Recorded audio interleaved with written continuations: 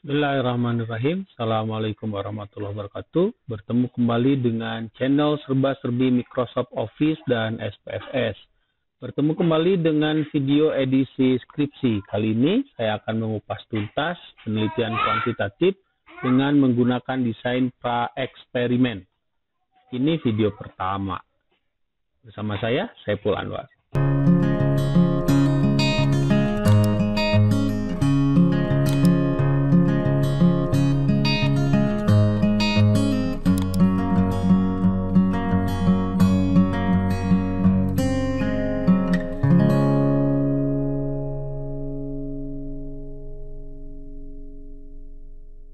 Bismillahirrahmanirrahim. Assalamualaikum warahmatullahi wabarakatuh. Sebagaimana yang sudah diinformasikan di pengantar tadi bahwa video ini merupakan rangkaian video edisi skripsi ya, kupas tuntas skripsi. Di video sebelumnya saya sudah mengupas detail penelitian kuantitatif dengan desain kuasi eksperimental. Nah, sekarang saya akan menggunakan desain pra-eksperimental gitu ya. Rencananya ada sekitar 6 video gitu ya, yang masing-masing membahas tahapan dalam penelitian kuantitatif, dan kita akan menggunakan seperti biasa Microsoft Excel dan SPSS. Baik, kita mulai video pertama ini, yaitu pengantar. Diawali dari judul skripsinya gitu. Nah, ini judul skripsinya. Ceritanya gitu ya, Anda akan membuat satu skripsi dan lulus sidang proposal gitu ya. Ini dalam rangka sidang proposal gitu ya. Judulnya itu pengaruh media pembelajaran mind mapping terhadap hasil belajar siswa pada mata pelajaran PAI, studi pra-eksperimental design di kelas 2 SMP. Kenapa diputuskan desainnya pra-eksperimental? Karena ternyata di sekolah yang tempat uji coba itu tidak memungkinkan untuk dilakukan kuasi eksperimental karena kelasnya hanya satu. Misalkan kelas 2 itu hanya satu kelas, sehingga tidak mungkin dibagi menjadi 2 kelas karena nanti akan mempengaruhi proses pembelajaran di situ. Jadi lebih baik gunakan satu kelas saja tanpa kelas kontrol gitu. Jadi desain pra-eksperimental itu salah satu perbedaannya dengan kuasi eksperimen itu, kalau kuasi eksperimen menggunakan kelas kontrol, sementara desain pra-eksperimental itu tidak menggunakan kelas kontrol. Jadi hanya satu kelas saja gitu ya. Walaupun dalam desain eksperimen ini merupakan penelitian paling lemah, tapi tidak ada salahnya dan tidak menyalahi aturan riset penelitian ini dilakukan gitu ya. Jadi nggak ada masalahnya Anda memilih pra-eksperimental. Tinggal Anda adu argumentasi saja dengan pembimbing gitu ya. Oke, kita lanjutkan seperti yang sudah dijelaskan di video sebelumnya tentang kuasi eksperimen. Setelah kita dapat judul gitu ya, dan kita menetapkan desain, kita rinci lebih, kita lakukan perincian lebih terhadap desain yang akan kita rencanakan gitu. Karena pra-eksperimental itu ada 3 desain gitu ya. Nah, desain mana yang akan kita pilih? Nah, kalau berbicara tentang desain, sebagaimana yang Anda sudah ketahui, ada 2 hal yang harus dijelaskan. Jadi nanti di bab 3 itu ada 2 hal yang harus dijelaskan. Pertama, paling tidak gitu ya, pendekatan jelas ya. Kalau bicara tentang pendekatan, karena ini eksperimen ya berarti penelitian ini merupakan penelitian kuantitatif gitu. Jadi pendekatannya kuantitatif. Lalu yang kedua, kalau bicara metode, jelas metodenya itu adalah metode pre-eksperimental. Jadi desain eksperimen pra atau pre-eksperimental. Jenisnya itu adalah one group pretest post-test design. Jadi satu kelompok, tapi kelompok tersebut sebelum perlakuan diberi pretest dan setelah perlakuan diberikan post-test. Gitu ya. Jadi kita pilih desain yang ini. Jadi kalau dinotasikan itu seperti ini. Gitu ya. Jadi ini pretest, ini kelas, lalu perlakuan di sini pembelajaran PAI dengan menggunakan media mind mapping, gitu ya. Lalu kita dapatkan hasilnya. Nah, itu desain. Lalu kita preteli lebih lanjut terkait variabelnya. Sekali lagi, kalau di penelitian eksperimen itu tidak ada variabel dependent atau independent, tapi yang ada adalah variabel aktif dan variabel atribut.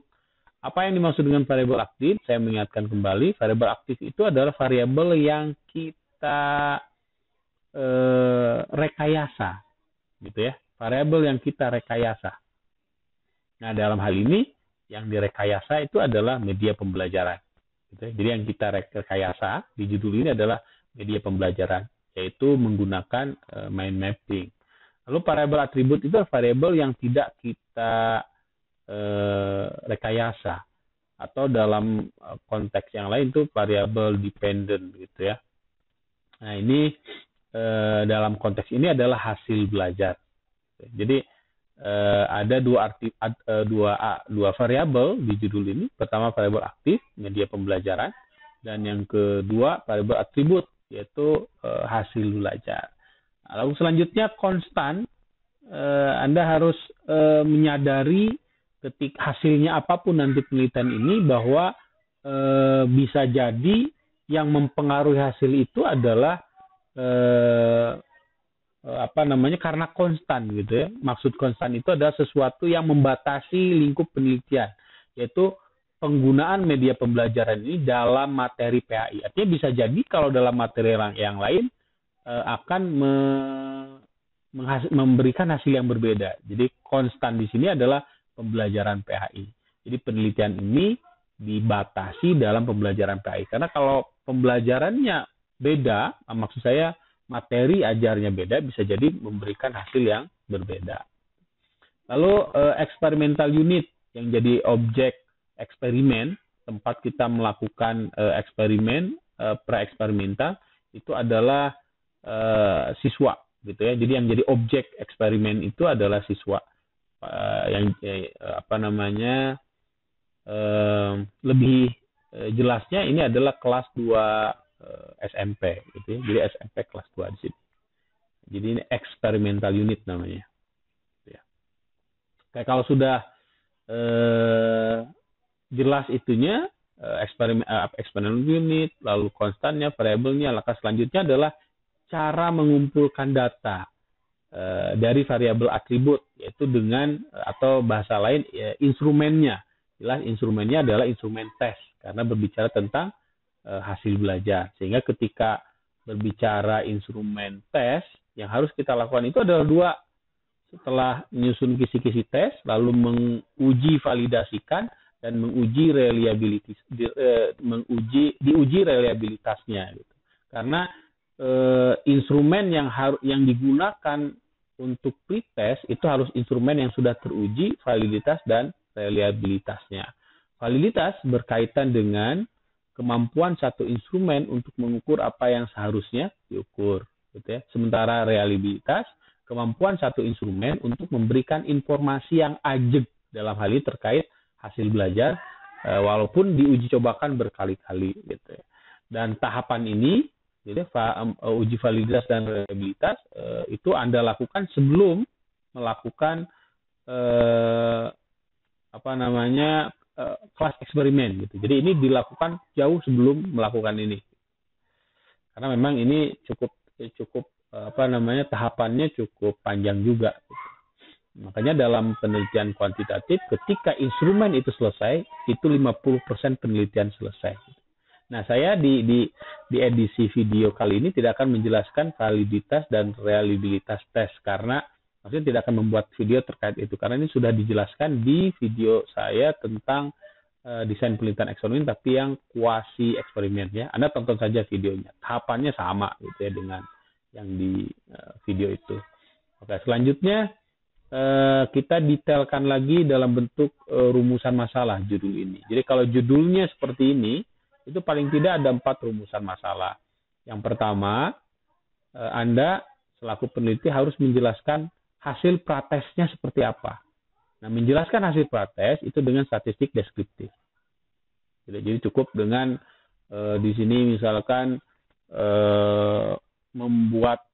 mengkategorikan nilai itu berdasarkan, misalkan bisa pakai KKM misalkan ya, ketuntasan, atau bisa kategorinya sehingga nanti Anda buat tabel distribusi frekuensi dalam bentuk rentang nilai, gitu ya, kelas interval supaya tidak terlalu supaya lebih mudah dibacanya.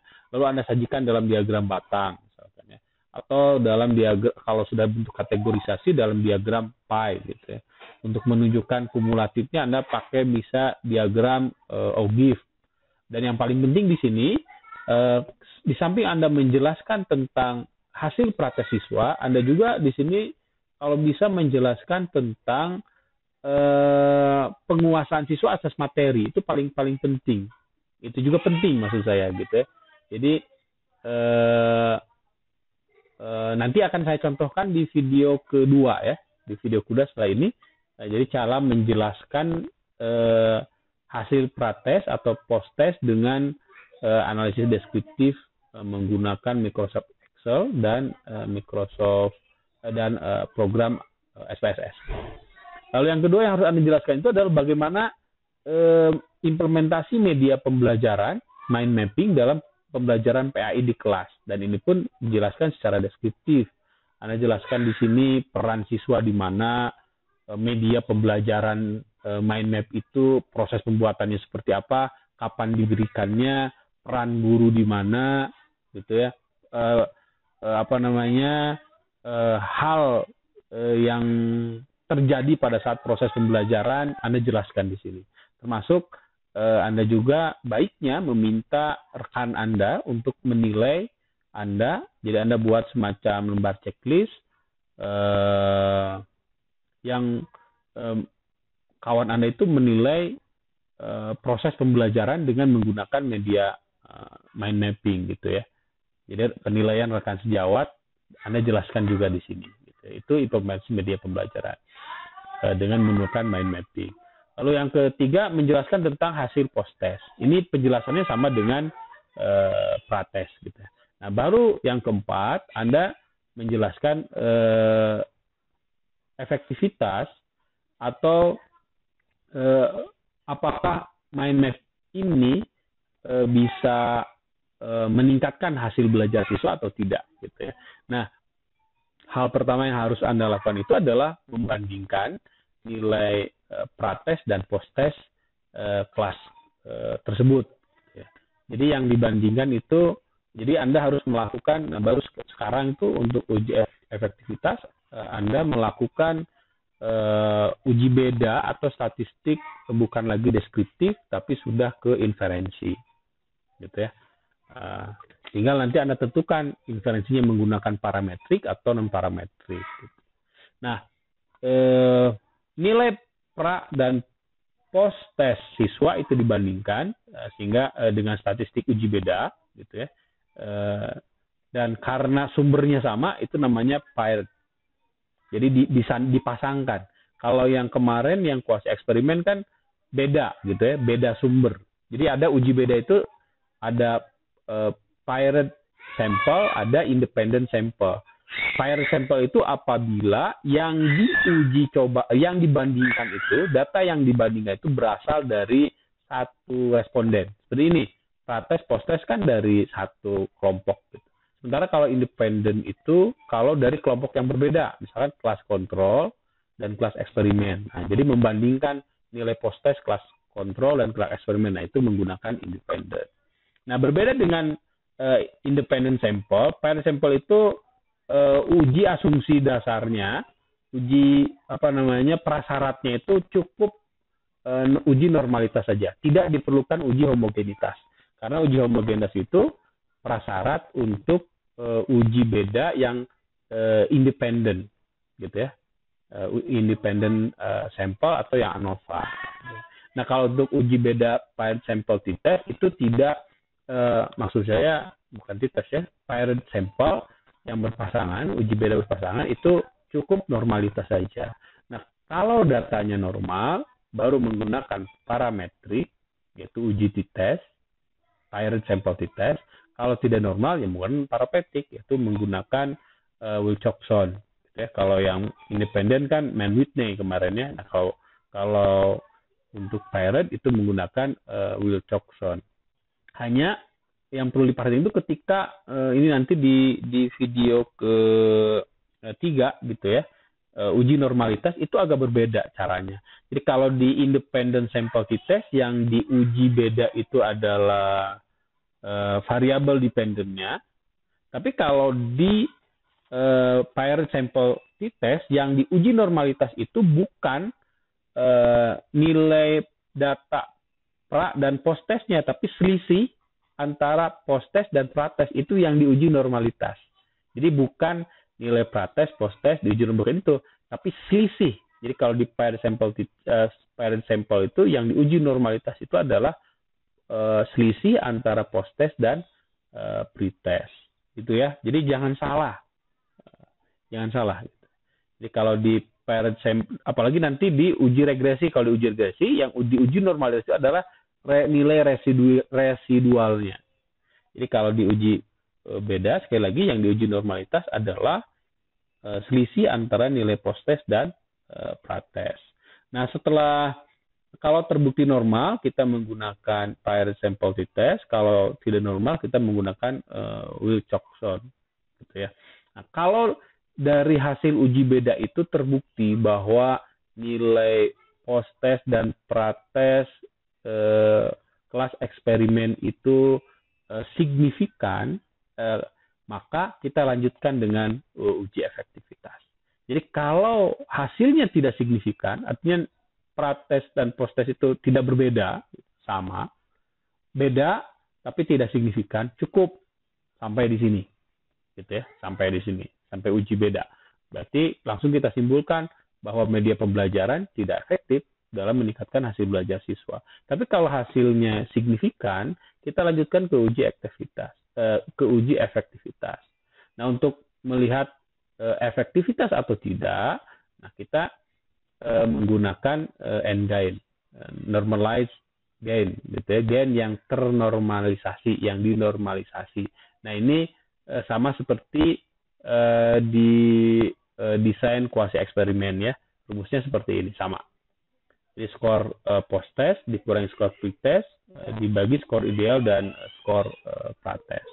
Nah, itu penjelasannya ya. Nanti di video kedua saya akan menjelaskan tentang penjelasan deskriptif, video ketiga tentang normalitas, video keempat tentang uji beda, paired dengan t-test, yang kelima dengan Wilcoxon, dan yang keenam itu efektivitas dengan N-gain, gitu ya.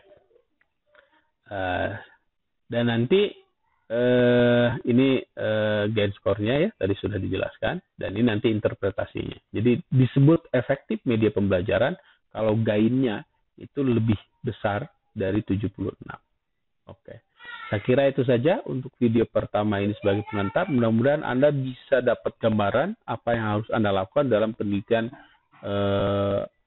kuantitatif desain pra-eksperimental. Terima kasih. Sekali lagi, Assalamualaikum warahmatullahi wabarakatuh.